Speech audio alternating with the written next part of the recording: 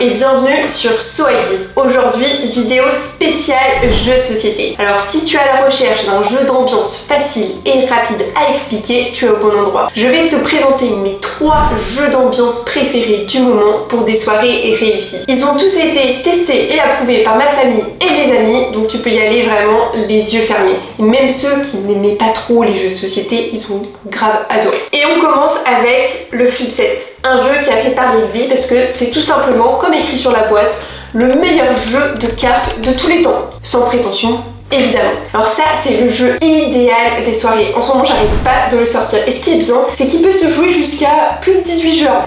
Moi, souvent, j'y joue, on est des groupes de 10, 15 amis, famille, etc. Et ça marche vraiment super bien. Il prend vraiment pas de place, donc il s'emmène facilement pendant les soirées. Il n'y a aucune excuse pour ne pas l'avoir, ce jeu.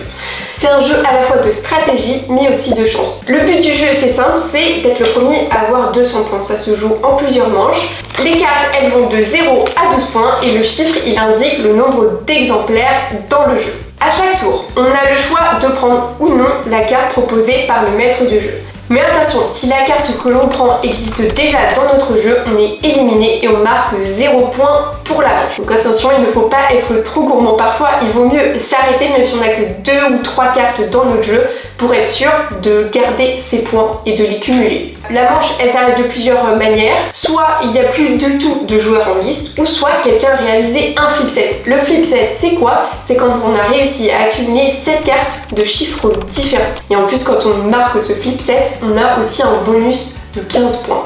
Donc c'est pas négligeable, mais je vous avoue que c'est assez rare. Je pense que c'est arrivé juste 2-3 fois parmi les nombreuses parties que j'ai réalisées. Pour pimenter le jeu, tu vas avoir 3 cartes bonus. Donc tu vas avoir la carte stop. Donc tu la mets au joueur que t'aimes pas trop et lui, il peut plus jouer, il est bloqué. Bon par contre il gagne quand même ses points, faut pas abuser non plus. Ensuite t'as la carte seconde chance. Là, si malheureusement le maître de jeu te donne une carte que tu as déjà, tu la dégaines et tu survis. Tu peux jouer encore les prochains tours. Et la dernière, attention, 3 à la suite. Donc là c'est la carte un peu à double tranchant. Le maître de jeu il va devoir donner 3 cartes au joueur que tu vas désigner. Toi ces 3 cartes elles sont incroyables et là du coup ça lui fait gagner beaucoup de points. Soit parmi les 3 il y en a une qu'il a déjà. Et là du coup pas de chance. Le joueur il est éliminé. Là il aura 0 points. Ce jeu j'adore parce que je trouve qu'il est vraiment intergénérationnel. Les parties se cumulent très facilement. Les règles elles sont hyper simples. Et bon certes il y a quand même de la chance, mais il y a aussi beaucoup de stratégie dans ce jeu. Par contre je recommande pas forcément en dessous de 4 joueurs.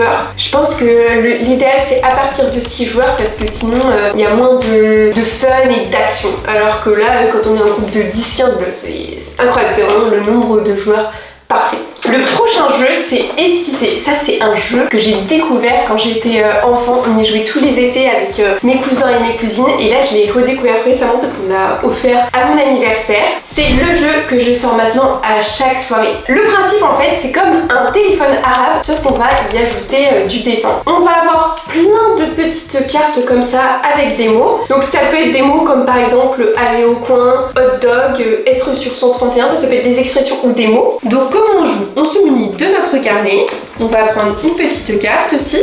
Donc là, on a lancé le dé et on tombe sur le numéro 1.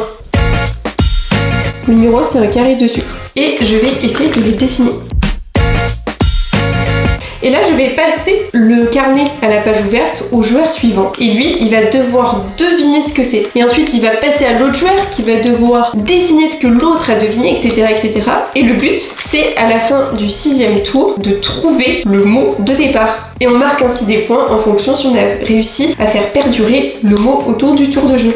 Ce que j'adore aussi avec ce jeu, c'est qu'on peut adapter les règles. Par exemple, si on joue avec un groupe d'amis, on peut se dire ok, on oublie les cartes et maintenant c'est à nous d'inventer les expressions et tout. Et ça peut être du coup des petites références à notre groupe d'amis, etc. Et c'est vraiment super drôle. Et ce que je recommande même, c'est de jouer avec des joueurs qui ne savent pas dessiner parce que c'est encore plus drôle. Donc si les joueurs ils vous disent ah ouais non moi je joue pas, je sais pas se dessiner, bah justement entraîner ce type de joueur à jouer, c'est encore plus fun.